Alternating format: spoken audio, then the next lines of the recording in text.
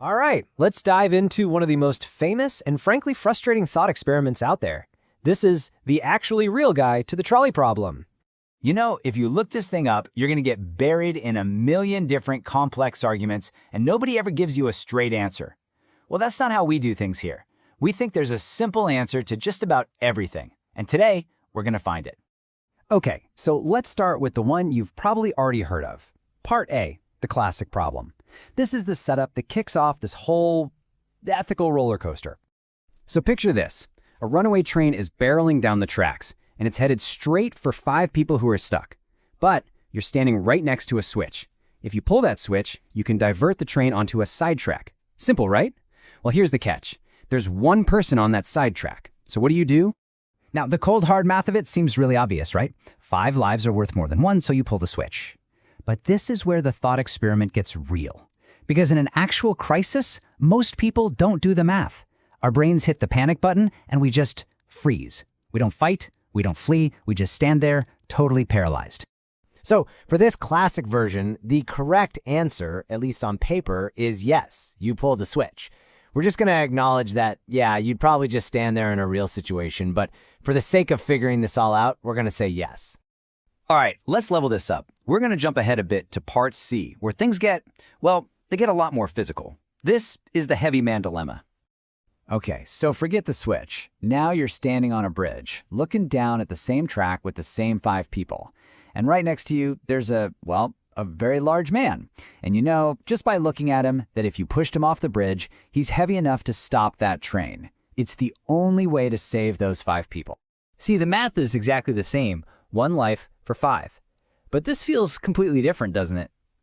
So, do you do it? Do you shove it? And almost everyone has the exact same immediate answer. Absolutely not. And that feeling isn't some mistake. It's not you being overly emotional.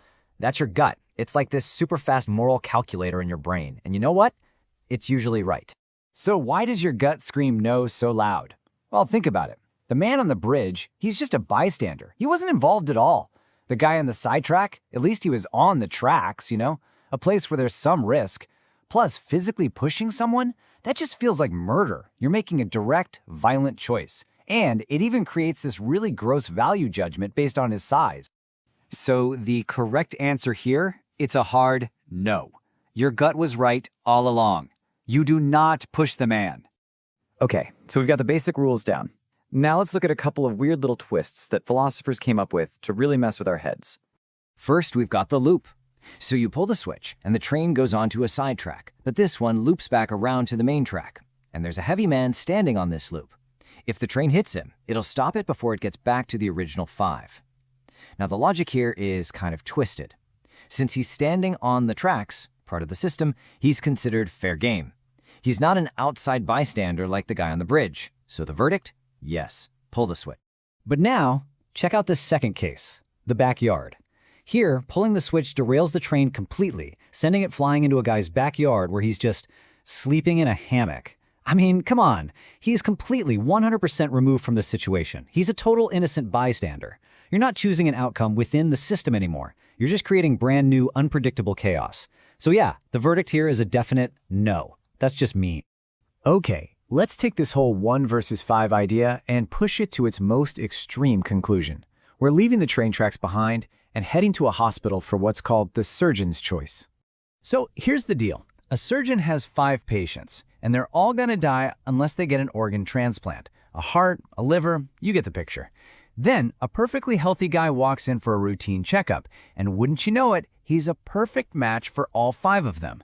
So should the surgeon just, harvest his organs to save the other 5? I mean, no, of course not. And this is the moment where the whole point of this puzzle just clicks into place. It was never really about the numbers, was it? It's about fairness.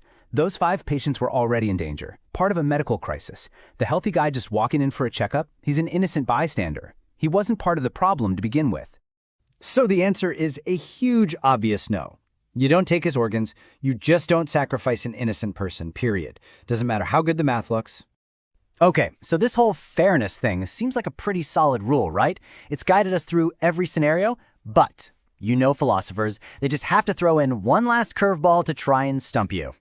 So they ask this: How many criminals would you sacrifice to save one Nobel Peace Prize winner?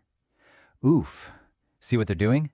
They're trying to get you to make a value judgment about whose life is worth more. And a lot of people get stuck on this one. But the real answer is to just refuse to answer. This is my favorite part, because the actually real answer is something like this. Even if the track was empty, I would hit the Nobel Prize winner just so I could steal the medal and run. Look, the point is, it's a broken question. The second you start deciding that one person's life is worth more than another's, you've already lost the game. The only way to win is not to play. And there you have it, the trolley problem. Solved. Kind of.